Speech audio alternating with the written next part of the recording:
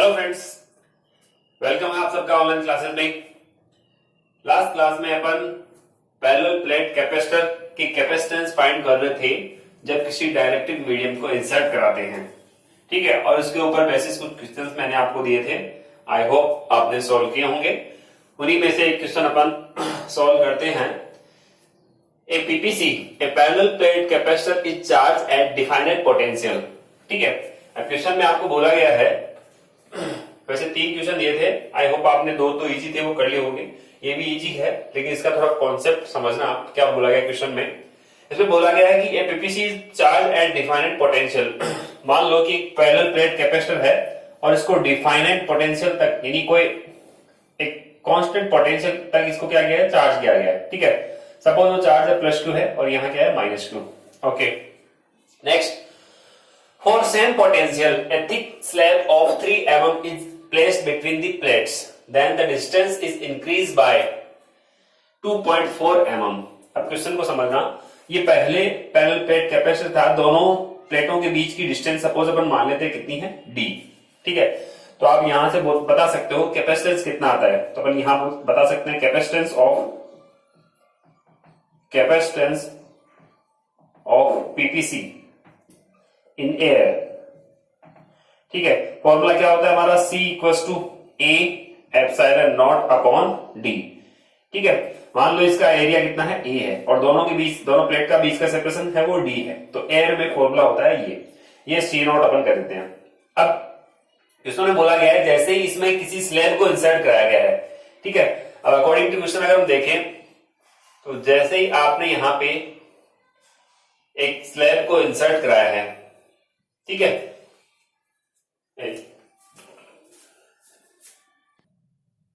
Okay. तो next, अब आगे क्या बोला है इसमें कि जैसे इसके अंदर thick slab of 3 mm is placed, इसमें बोला गया है स्लैब को इंसर्ट कराया गया है, ठीक है। तो जिसकी आपको थिकनेस दे रखी है, तो मान लीजिए यहां पे अपन कह देते हैं कि 3 mm की एक स्लैब है, 3 mm की स्लैब को इंसर्ट कराया गया है, ठीक है। फॉर सेम पोटेंशियल सेम रहना चाहिए, ठीक है। यहां पे ये d डिस्टेंस था, ठीक है।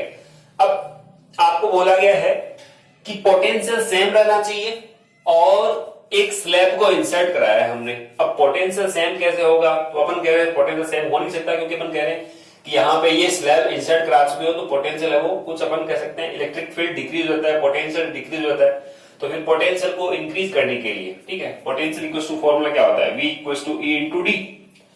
अपन को पता है कि जैसे ही आप स्लैब को इंसर्ट कराओगे पोटेंशियल पक्का क्या होगा, डिक्रीज होगा।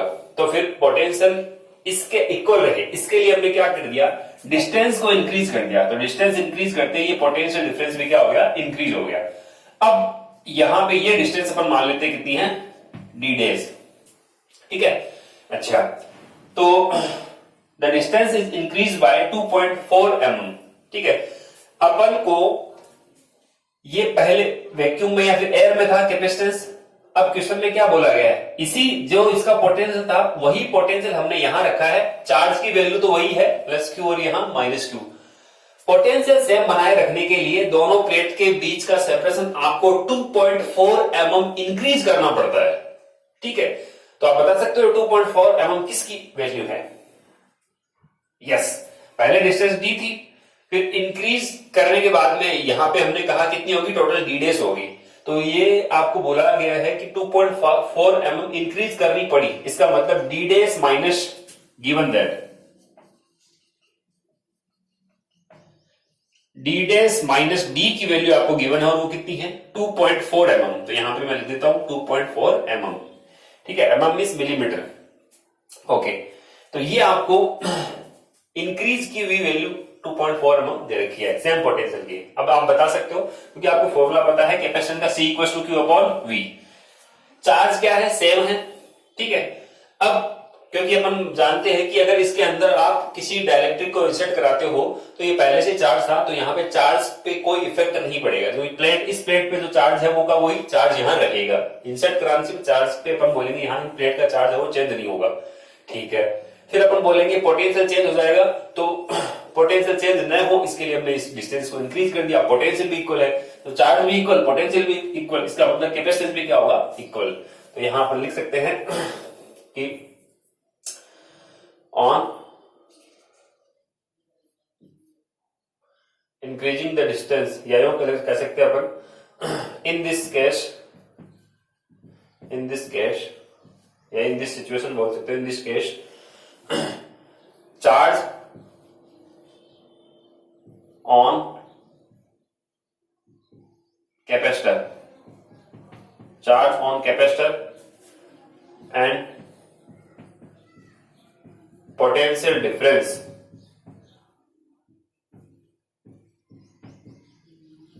both are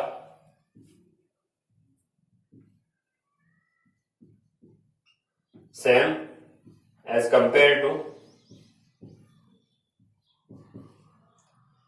previous situation या previous case। ठीक है, जो चार्ज पहले था वही चार्ज अब है, जो पोटेंशियल पहले था वही पोटेंशियल अब है। ठीक है, हालांकि हमें कुछ करना पड़ा इसके लिए, क्या करना पड़ा, सेपरेशन इंक्रीज करना पड़ा। ठीक है, अगर चार्ज इंक्रीज है और चार्ज सेम है और पोटेंशियल सेम है, इसका मतलब शो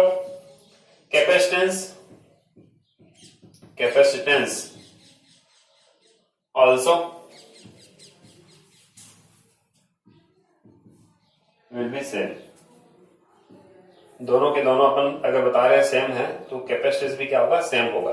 अब आप बताओ, इसका मतलब C equals to C M कह सकते हैं अपन। बोलो इस केस में कैपेसिटेंस कितना आता है, A epsilon naught upon D equals to. अब इस केस में कैपेसिटेंस कितना आएगा, इस केस में तो अपन ने कल ही स्टडी किया है, यहां एयर है और यहां T थिकनेस की स्लैब को इंसर्ट कराया, इसका एक फॉर्मूला होता था। वो क्या फॉर्मूला था, A एप्सिलॉन नॉट अपॉन, ये डिस्टेंस वहां हमारी D थी तो हम D माइनस टी करते थे, लेकिन यहां डिस्टेंस D डैश है तो आप यहां लिखोगे D डैश माइनस T। अब T कितनी है वो अपन को पता है, 3 mm आपको दे रखा है। ठीक है, तो गिवन दैट में आप यहां पे लिख देना 3 mm, ये भी आपको पता है। ठीक है, प्लस यहां पे लिखते थे आप T अपॉन एप्सिलॉन R। बस अब हो गया काम, अब आप आसानी से इसको सोल्व कर सकते हो। तो देखना यहां से अपन इसको कैसे सोल्व करेंगे, दोनों इक्वल करेंगे, ये कैंसिल हो गया यहां से, इसका मतलब नीचे वाली टर्म है वो दोनों इक्वल रहेगी। ठीक है, अब आप यहां से इसको ऐसे लिख सकते हो कि D equals to D dash minus T plus T upon epsilon R। ठीक है, ये दोनों टर्म हमने इक्वल कर दी, इसको राइट साइड में ट्रांसफर कर दो। ठीक है, तो ये बन जाएगा हमारा क्या, D डैश माइनस D, इसकी वैल्यू अपन को पता है, और माइनस इसको आप ये दोनों को आप यहां से लेफ्ट साइड में ट्रांसफर कर दो, या कैसे भी इसको सॉल्व करेंगे अपन। तो इसको सॉल्व करने पे आपको एप्सिलॉन R की वैल्यू हो मिल जाएगी। तो मैं इसको लेफ्ट साइड में ट्रांसफर करूंगा तो ये बनेगा T और यहां आ जाएगा minus T upon epsilon R। ठीक है, इन दोनों में से आप कॉमन ले लो T को, तो यहां बचेगा T 1 minus 1 upon epsilon R। ठीक है, इसकी वैल्यू आपको पता है, D माइनस D डैश की वैल्यू ये रही, T की वैल्यू आपको पता है ये रही। ठीक है, और 1 अपॉन एप्सिलॉन R, तो यहां से आप एप्सिलॉन R की वैल्यू सॉल्व कर सकते हो। तो T की वैल्यू, या फिर आप इसको चेक करके देख लेना, सेम आपको मिल जाएगा, एप्सिलॉन R की वैल्यू कितनी आएगी, 5 आएगी। चाहे तो रख के चेक कर सकते हो। ये रख रहा हूं मैं यहाँ पे 2.4। अब mm में है तो यहाँ 10 टू द पावर कितना कर दोगे, -3। यहाँ T की वैल्यू कितनी है, 3 mm, तो 3 × 10 to the power -3, 1 minus 1 upon epsilon R। -3 से ये -3 क्या हो गया, कैंसिल आउट। इसको राइट साइड में ट्रांसफर कर दोगे तो यहाँ 1 minus 1 upon epsilon R equals to बनता है 2.4 अपॉन 3। तो यहां से इसको सॉल्व कर लेना, एप्सिलॉन R की वैल्यू आपको मिल जाएगी 5। ठीक है, तो ये क्वेश्चन था, इसको आप नोट कर सकते हो। ओके स्टूडेंट्स, नेक्स्ट हेडिंग अपन लगाएंगे capacitance of parallel plate capacitor if it is filled with different dielectric of different thickness। First हमने स्टडी किया था कि दो पैरेलल प्लेट के बीच में क्या कैपेसिटेंस आती है, फिर इसके बाद में सेकंड हमने स्टडी किया था कि इनके बीच में किसी मीडियम को इंसर्ट कराते हैं। अब थर्ड नंबर पे अपन ले रहे हैं capacitance of parallel plate capacitor जब यहां आप डिफरेंट थिकनेस की डाइलेक्ट्रिक कांस्टेंट की डिफरेंट डिफरेंट थिकनेस की कोई स्लैब्स इंसर्ट करा रहे हो, तो अब कितना कैपेसिटेंस आएगा इसको अपन डिराइव करते हैं। ओके, तो यहां आप देख रहे हो ये पैरेलल प्लेट कैपेसिटर की दो प्लेटें हैं जिनके बीच में आपने एप्सिलॉन R1, एप्सिलॉन R2 और एप्सिलॉन Rn डाइलेक्ट्रिक कांस्टेंट की स्लैब्स को रखा हुआ है। अब इस पार्ट में अपन कहेंगे एयर है, और यहां आप बताओगे कि कंटिन्यूअसली यहां ये क्या है, स्लैब्स है वो इंसर्ट करा रखी है हमने। तो as shown in figure different dielectric slabs of different dielectric constant are placed between of different dielectric constant are placed between the plates of PPC। तो सबसे पहली स्टेप हमारी क्या होती है, चार्ज। तो चार्ज तो हमने यहां डिस्ट्रीब्यूट कर ही दिया। नेक्स्ट, अब चार्ज के बाद में अपन कहते हैं कि इलेक्ट्रिक फील्ड कितना आएगा। तो इलेक्ट्रिक फील्ड का फॉर्मूला क्या होता है, E naught equal to sigma upon epsilon naught. Medium में कितना आता है, sigma upon epsilon r times of 1 upon epsilon r times हो जाता है E नोट का। ठीक है, फिर पोटेंशियल डिफरेंस फाइंड करोगे थर्ड स्टेप पे, वो क्या होता है, E इंटू डी। तो यहां आप देखोगे जो पोटेंशियल डिफरेंस है वो डिफरेंट डिफरेंट स्पेस के लिए डिफरेंट डिफरेंट है, यानी एयर स्पेस में पोटेंशियल डिफरेंस डिफरेंट होगा और इन डाइलेक्ट्रिक्स के लिए पोटेंशियल डिफरेंस है वो अलग होगा। तो इसके लिए हम यहां फॉर्मूला लिखेंगे कि इफेक्टिव पोटेंशियल डिफरेंस कितना आता है, effective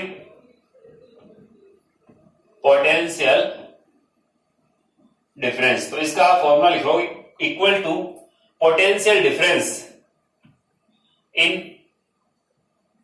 air space. Air space में पोटेंशियल डिफरेंस कितना है, प्लस यानी V1 प्लस V2 कर रहे हैं plus potential difference P dot D, मैं ऐसे लिख रहा हूं शॉर्ट में, potential difference due to different dielectric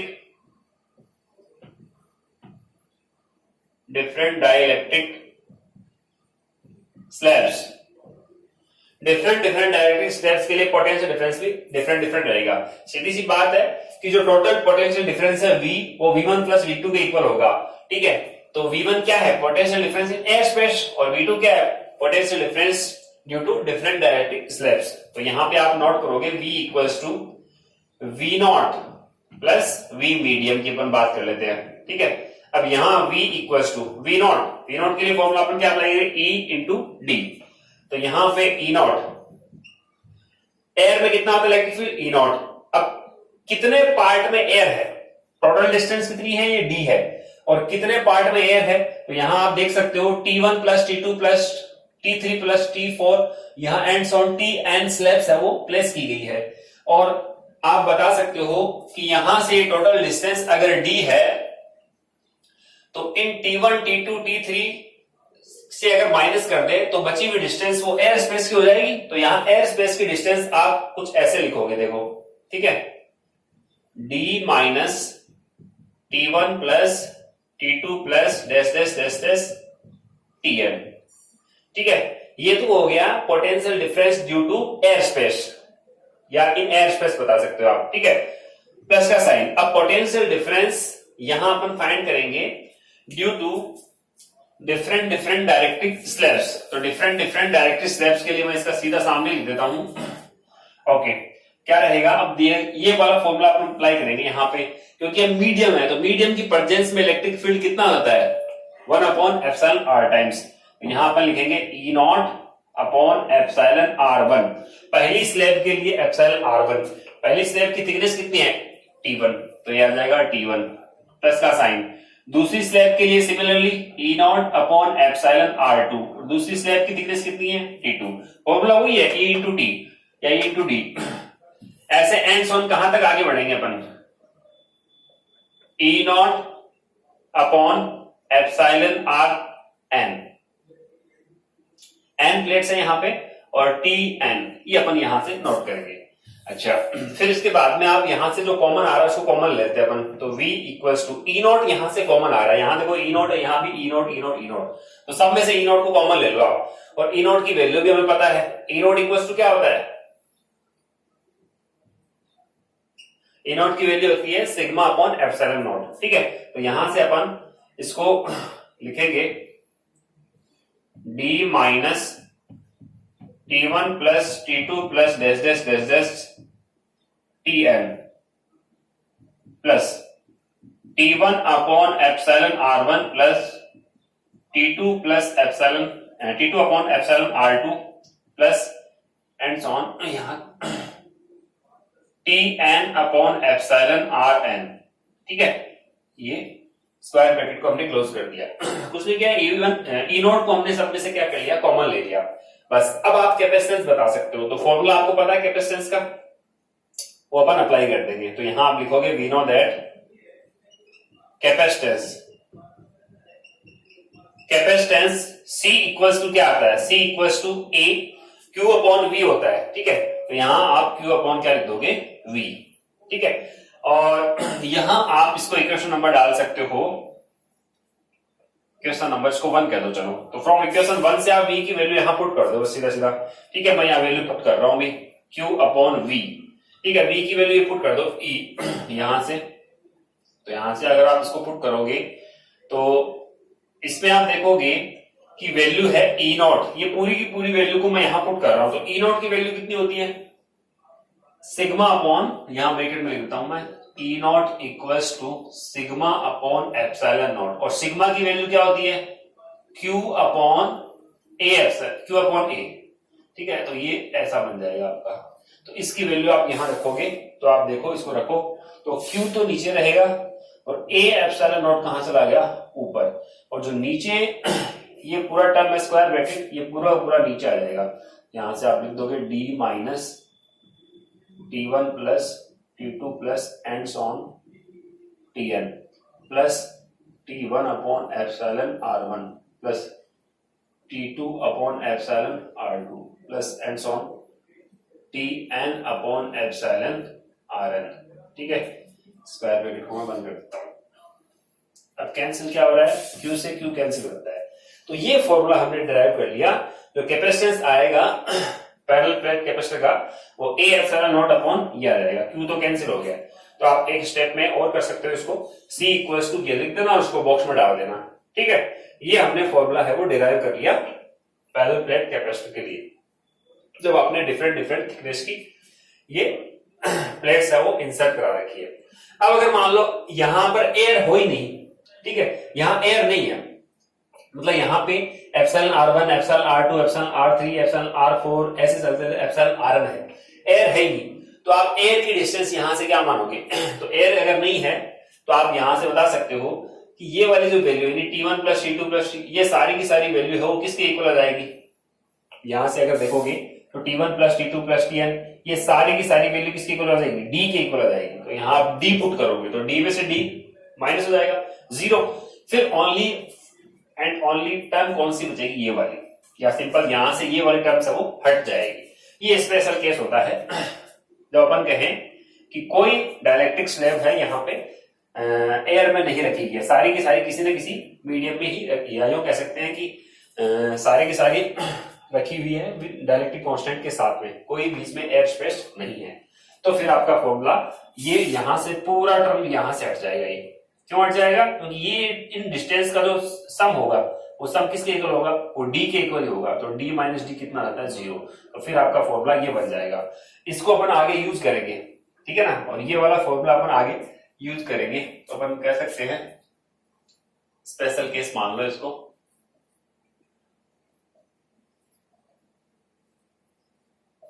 if D equals to T1 plus T2 plus and on Tn, then यहां से कैपेसिटेंस का फॉर्मूला बन जाएगा A epsilon naught upon T1 upon epsilon R1 plus T2 upon epsilon R2 and on Tn upon epsilon Rn। ठीक है, ये formula हमने बना लिया। अब मैंने इसको क्यों लिखा है उसके पीछे रीजन है, जब आप कैपेसिटर का कॉम्बिनेशन स्टडी करोगे, series combination and parallel combination, तब अपन इस फॉर्मूले को यूज करेंगे। तो ये एक्चुअल में सीरीज कॉम्बिनेशन ही है यहाँ पे, ठीक है। वो आप आगे आपको पता लगेगा सीरीज कॉम्बिनेशन कैसे है, वो हमारा नेक्स्ट टॉपिक जब आएगा तब अपन इसको लेंगे, ठीक है। तो इस फॉर्मूले को तो आप as a special case note कर सकते हो, ठीक है, ये वैसे आपका फॉर्मूला यहां तक आ चुका है। अब एक क्वेश्चन मैं आपको डाल देता हूं, इसको आप सोल्व कर लेना। ओके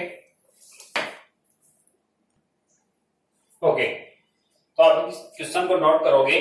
इस क्वेश्चन में आपको फाइंड करना है कैपेसिटेंस कितना आएगा इस पैरेलल प्लेट कैपेसिटर का। जब आपको यहाँ पे ये दोनों प्लेटों के बीच की डिस्टेंस d है, यानी हाफ डिस्टेंस में K1 डाइलेक्ट्रिक कांस्टेंट का हमने डाइलेक्ट्रिक मीडियम फिल किया है, और दूसरी तरफ d/2 डिस्टेंस में यानी इक्वल डिस्टेंस ये K2 डाइलेक्ट्रिक कांस्टेंट का हमने कोई डाइलेक्ट्रिक मीडियम इंसर्ट कराया है।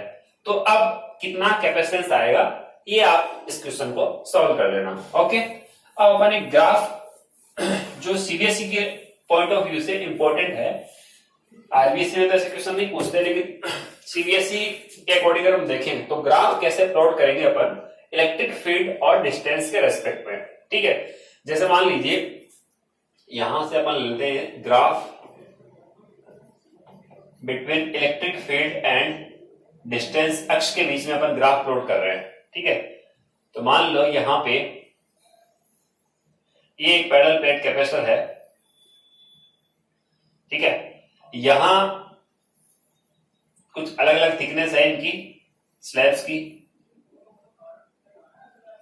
यहां मान लेते हैं अपन एयर है, इस वाले पोर्शन में क्या है एयर है, और यहां इतने वाले पोर्शन में क्या है मेटल है, और यहां कोई डाइलेक्ट्रिक कांस्टेंट भरा हुआ है। ठीक है, तो यहां अपन मान लेंगे ये क्या है डाइलेक्ट्रिक है, ये डाइलेक्ट्रिक है, जिसका डाइलेक्ट्रिक कांस्टेंट आप मान सकते हो कितना है के। मेटल है, मेटल का डाइलेक्ट्रिक कांस्टेंट आपको पता है कितना होता है इनफाइनाइट।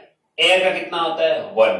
ठीक है, तो ये प्लस क्यू चार्ज इसको दे रखा है, इस पे माइनस क्यू हो जाएगा। यहां पूरे वाले पोर्शन में एयर है, और ये पूरा का पूरा क्या है मेटल की शीट है। ये डिस्टेंस कितनी है x, ये भी डिस्टेंस कितनी है x, और ये डिस्टेंस भी कितनी है x। डिस्टेंस आपको सेम दे रखी है। ठीक है, तो आप अक्ष के साथ प्लॉट करोगे इलेक्ट्रिक फील्ड को। ठीक है, तो अपन देखते हैं कैसे प्लॉट होगा ये। तो आप पहले y एक्सिस पे अपन ले लेते हैं इलेक्ट्रिक फील्ड, और x एक्सिस पे हमारी डिस्टेंस है ही, तो यहां मान लेते हैं अपन ये अक्ष और ये 3x।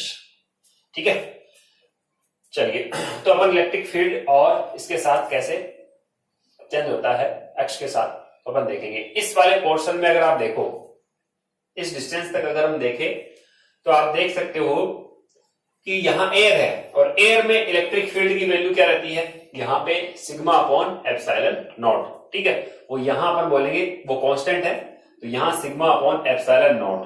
ठीक है, तो डिस्टेंस के साथ अपन बोलेंगे ये एयर वाला पोर्शन है, तो एयर वाले पोर्शन में यहां पे यानी अक्ष डिस्टेंस तक तो कितना रहेगा ये आपका इलेक्ट्रिक फील्ड कांस्टेंट रहेगा।